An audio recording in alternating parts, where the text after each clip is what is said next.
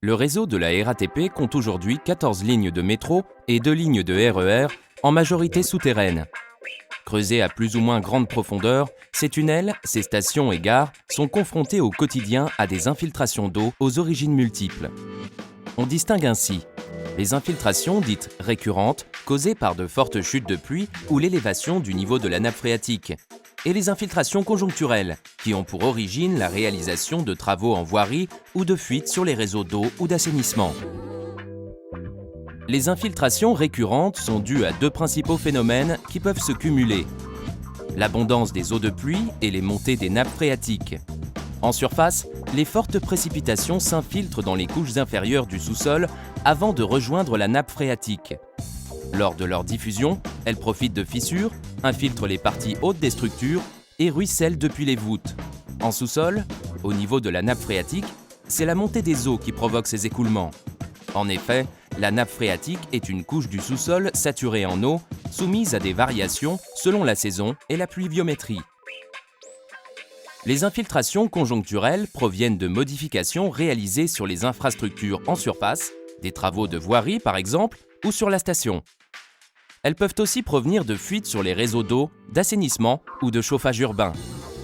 Ces écoulements d'eau importants participent à la création de concrétions et endommagent les équipements du système de transport. Pour lutter contre ce problème récurrent, aux origines diverses, la RATP a recours à différentes solutions mises en œuvre selon le type d'ouvrage concerné. Elles sont de trois types. La maintenance quotidienne, c'est le nettoyage des stations qui permet de constater l'apparition de nouvelles concrétions et la progression des infiltrations existantes.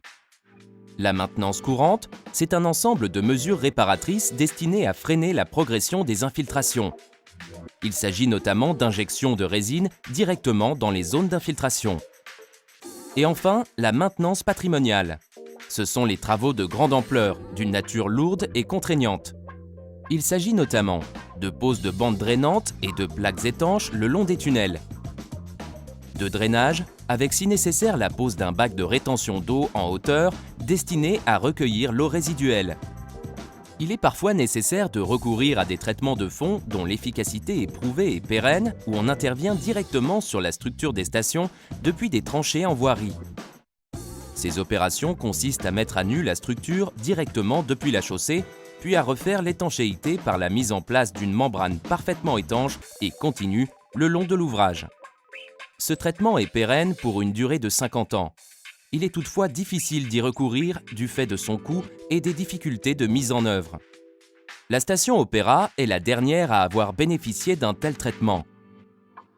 Les infiltrations concernent 40% des stations et gares du réseau parisien.